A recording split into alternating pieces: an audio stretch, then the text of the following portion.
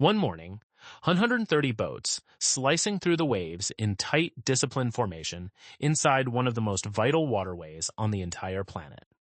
This wasn't some random mix-up. This wasn't a simple training run.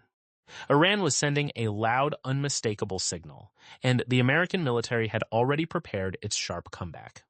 But here's the angle almost nobody is zooming in on yet. Welcome to Global Truth Pulse, where the world's toughest conflicts finally get the straight-talk analysis they deserve.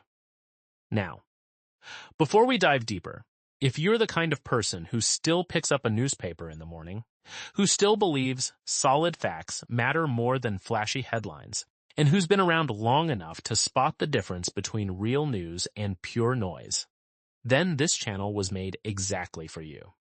Go ahead and smash that subscribe button right now. Think of it as adding one more reliable voice to your lifelong quest to stay truly informed. And drop a comment below this very second. Tell me, where in the world are you tuning in from today? Because this story reaches into every single corner of the globe. On the morning of May 10th, 2026, something striking showed up in the fresh satellite data. New images from the Sentinel-2 system had just been processed and dropped online. What the analysts spotted in the Strait of Hormuz wasn't some tiny patrol boat group. It wasn't a standard drill. No, it was 130 fast attack craft gliding along in two huge, perfectly coordinated waves. Iran had just laid its cards face up on the table for everyone to see. The Strait of Hormuz ranks as one of the absolute most critical passages anywhere on Earth. Day in and day out, nearly 20% of the planet's entire oil supply squeezes through this narrow choke point. It links the Persian Gulf straight to the open sea. Whoever holds the keys to this waterway basically holds the throttle on a massive chunk of global energy flow. And on that particular morning, Iran was making one very pointed declaration about exactly who they think should be calling those shots. But to really grasp why this moment hits so hard, we have to step back and look at everything that led up to these 130 boats lighting up the screens. Ever since February 2026, the U.S. military had been hammering away with steady, heavy-duty strikes against Iran's traditional naval forces. Hit after hit, mission after mission. By the time those satellite pictures were snapped, Iran had lost roughly 160 naval vessels. Wiped out, sunk, completely taken off the board. That's no minor setback. That's basically the total breakdown of a conventional navy. So when a military watches its regular fleet get shattered like that, what does it do next? It shifts to whatever assets it still has left in the game. And what Iran still possessed was this swarming Mosquito fleet. These fast attack boats aren't big, imposing warships. They're compact, lightning quick, and built for one razor-sharp job. Each stretches between 60 and 75 feet long. Diesel engines rocket them up to 50 or 60 knots, faster than most U.S. destroyers can push through open water. They pack serious punch for their size, too. 107mm rockets, 12.7 and 23mm automatic cannons.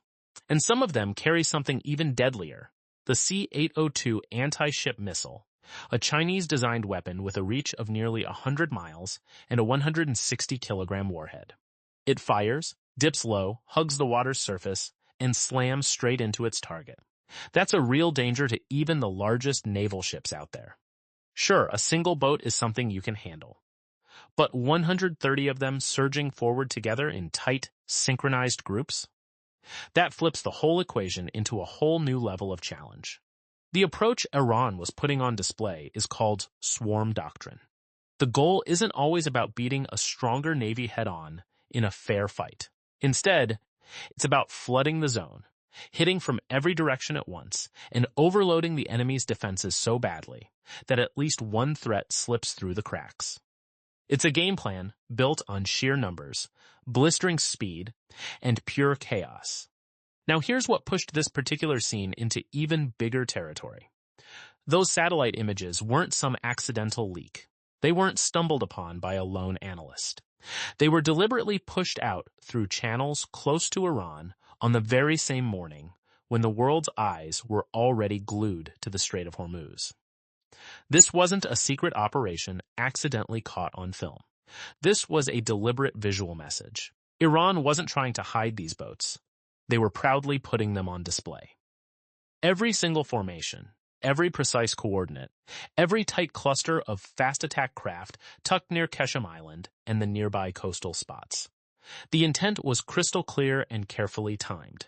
If the United States military decides to ramp up operations again in the Strait, Iran is ready to push back with every last vessel still able to float. But what Iran might not have fully factored in was that the U.S. military was watching the exact same satellite feed in real time. And they were already geared up with their own reply. Iran dropped their pictures that morning.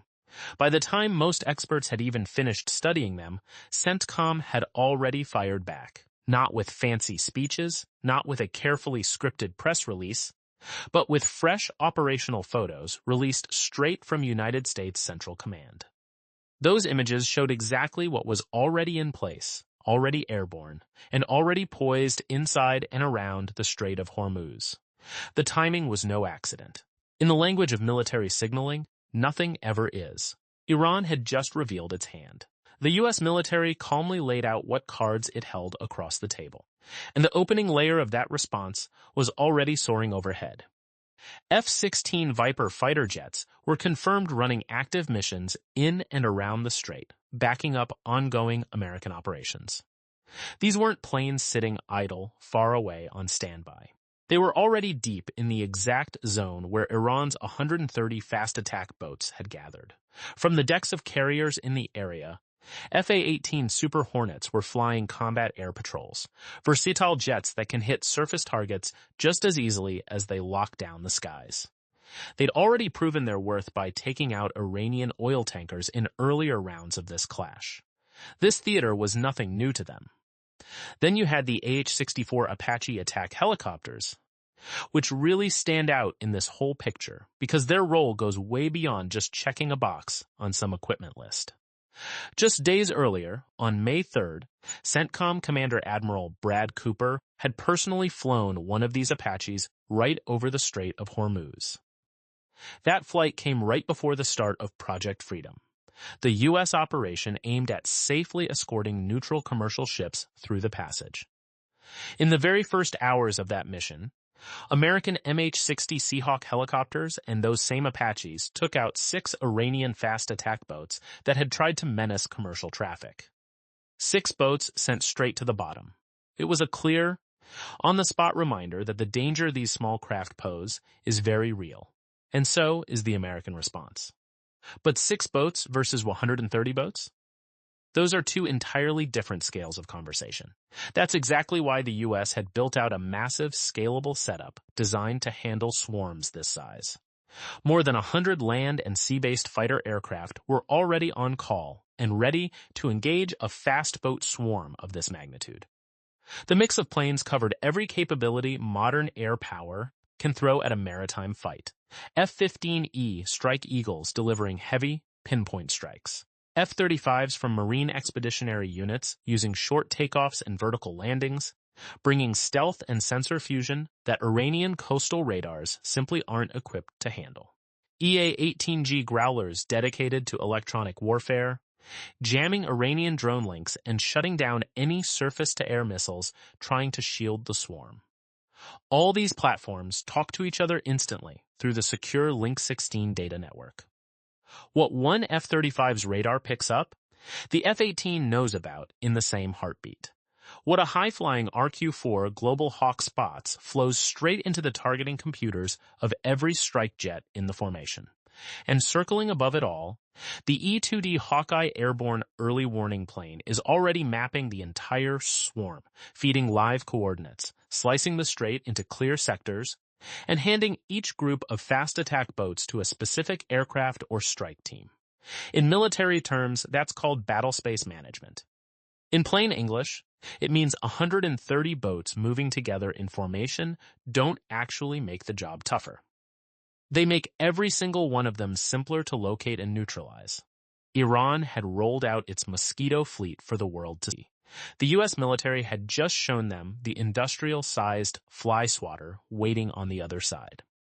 While those 130 boats were cutting across the Strait of Hormuz, Something quieter was stirring deep inside Iran, something no satellite could ever capture, and something the Iranian government was desperately trying to keep hidden from its own citizens. For more than 2 full months, Iran had enforced the longest internet shutdown in its entire history. This wasn't a minor slowdown or some light filtering. It was a near-total digital blackout that left millions of everyday Iranians cut off from the outside world, from independent voices, and often from their own sources of income. For small business owners who relied on online sales, the shutdown wasn't just annoying. It was total economic ruin. Orders couldn't go through, customers couldn't be reached, suppliers went silent. Lives and livelihoods built over years were simply flipped off like a light switch by government order. The official line the Iranian authorities fed their people? That a war forced on them by the United States and Israel made these harsh steps necessary for everyone's safety. But the reality on the ground was something else entirely. Reliable reports showed the IRGC had rolled out special detection gear tuned to spot Starlink satellite internet terminals the instant they powered up. Any ordinary citizen trying to dodge the blackout with a Starlink kit wasn't just cut off. They were tracked down and confronted by IRGC forces. At the same time, a completely separate system quietly hummed along for a very different group of users. A privileged service called Internet Pro gave uninterrupted, high-speed access to government insiders, IRGC leaders, and anyone close enough to the regime to earn a pass. 2 completely different internets, one single country. One version for the people being told to trust their leaders during wartime. Another version reserved for the very people directing that war.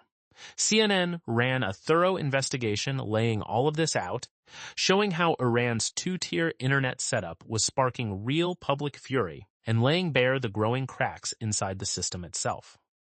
That report mattered not just for what it exposed, but for what it proved beyond doubt. The Iranian government wasn't only locked in an external military showdown with the United States. It was fighting just as hard to keep its grip on its own population. And that internal struggle had climbed all the way into the top ranks of Iran's military command. Ever since the assassination of IRGC Commander-in-Chief Hussein Salami in Israeli strikes back in June 2025, the question of who actually held real power inside Iran's military structure had grown murkier by the day. Hardline factions inside the IRGC were tugging in opposing directions. The once solid chain of command had developed deep fractures that even senior insiders seemed unable to mend. Stepping into that power vacuum was a name most people in the West had never heard before. Brigadier General Mustafa Salami, the older brother of the slain commander, a veteran from the Iran-Iraq War, now serving as a senior advisor to the Chief of General Staff of Operations. His position put him right at the crossroads where Iran's regular armed forces and the IRGC were supposed to work together. He stayed almost completely out of the spotlight. He chased no media attention. He delivered no fiery speeches. In a military culture that usually thrives on loud shows of strength and loyalty, that low profile sent its own quiet message. Someone had given the green light for 130 boats to line up in coordinated formation and made sure the whole world noticed. Someone had decided this very public reveal of Iran's leftover naval strength was the smart strategic play right now. That call didn't come from a government sitting firmly in control. It came from one working overtime to look like it still was. Every single step taken so far in this conflict has been building toward a big decision that hasn't dropped yet. But the window for making that call is narrowing fast. When Trump spoke out about Project Freedom, the U.S. operation launched on May 4th to guide neutral commercial ships safely through the strait. He didn't wrap his words in polite diplomatic fluff. He spoke straight, in the language of real consequences. The operation had been put on hold after just 48 hours at Pakistan's request, while quiet peace talks continued behind the scenes. But that pause came with clear strings attached. Trump made it plain. If those conditions weren't met, if real progress didn't start showing up fast, the United States would head back into the strait. Not just with Project Freedom. This time it would be Project Freedom Plus. He never spelled out exactly what the plus involved. He didn't have to. The military machinery already positioned across the region spelled it out louder than any press release ever could. The first option on the table was the most straightforward: targeted strikes on IRGC command and control centers. The land-based hubs that turn 130 separate boats into two organized, purposeful formations.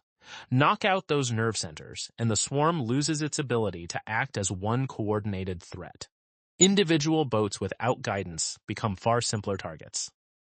The second option was one the U.S. had already shown it could pull off without hesitation. Earlier in the fighting, 5,000-pound GBU-72 bunker-busting bombs had slammed into hardened Iranian anti-ship missile sites along that same coastline where these fast attack boats were now launching from. That infrastructure had been mostly leveled in those previous hits. Planners were now asking a simple question: had Iran managed to rebuild any of it? And if so, was it time to dust off the GBU-72 again and apply the same treatment to the naval command network backing the Mosquito fleet? CENTCOM analysts were already running those exact numbers. But not every tool being weighed was something you could spot from orbit. The third layer of American strategy, the one talked about the least in public, and maybe the most important over the long haul, involved deep covert capabilities from the CIA and the wider U.S. intelligence community already operating inside Iran. This went far beyond simple spying. It included active steps to jam internal military communications, ramp up economic pressure on IRGC-linked money networks, and quietly widen the very cracks the internet blackout and two-tier access had already started revealing to Iran's own people. These moves left no dramatic satellite photos. They produced no flashy headlines. Yet in a government already struggling to project the unity it no longer fully had, they might have been the most potent weapons of all. Iran had bet that parading 130 boats in formation would create real deterrence, that the visual proof of a surviving force, even a much smaller one than before, would win them some bargaining power at the table, and force Washington to blink. What that bet may have missed is that the United States military doesn't usually react to open threats by stepping back. It reacts by locking in its targeting data even tighter. Those 130 boats had sailed into the strait in plain view. Every coordinate was now recorded. Every coastal hiding spot had been mapped. Every command link was under review. The very satellite images Iran released to send a message had quietly handed the U.S. military something far more useful than a pretty picture. They had handed them a ready-made target list.